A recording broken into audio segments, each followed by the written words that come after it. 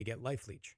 Once you have that, you can then put on RF of Arcane Devotion and get a ton more cast speed. This build is incredibly snappy. It's really, really fast, but you have to start making those upgrades. So what I would recommend is get a Doriani's cluster with one other useful thing and just path awkwardly around it so you can get your medium. Speaking of clusters, in order to craft the cluster that you want to get a medium AoE cluster and spam Life Harvest Reforge on it. This is going to give you a ton of hits at Towering Threat, and you can sell the misses to the people that are playing Winter Orb. I'm currently using Titanic Swings and Towering Threat, but you can use Assert Dominance, you can use Vast Power. There's so many good hits, and they're all pretty similar in power level. Lastly, you want to make sure that you get an Enduring Composure cluster. These are very easy to craft. You just get a 2 passive armor small cluster and use alterations until you hit Enduring Composure. Once you hit it, you can use the League mechanic, All Flame, to hit it with an Augment if you can, and then a Regal, and then an Exalt. This is going to give you 4 shots each time to get the best thing that you can, and it is very easy to make these. If you hit stuff that's good but you don't want it, just sell it and start over. I still have tons of upgrades to make. I don't have a good amulet yet. I still have one that I bought at the end of campaign. I'm looking to get an Ashes. If you were looking for just single target damage, you can go after the Replica Dragon Fangs +3, but I definitely still recommend an Ashes of the Stars. There are further upgrades that you can make, such as the Talisman that has quality on it. If you were willing to spend some currency, you can craft a +1 or +2 amulet for yourself.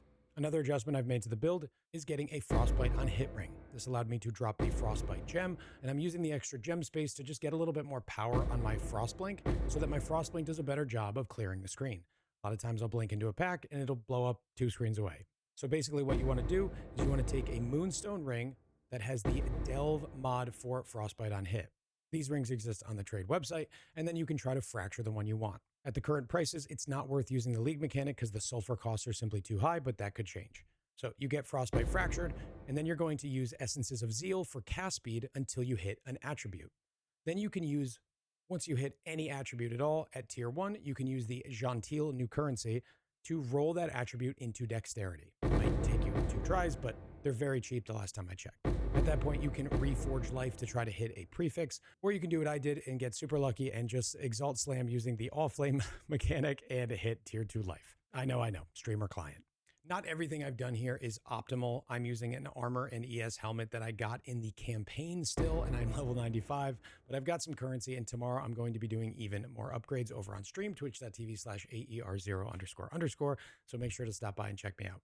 Hop over to the max roll and check out the FAQ. If you're having problems with mana, I've listed some solutions there. The FAQ is quite long compared to League Start. Also, feel free to stop by and ask, but make sure that you read the guide.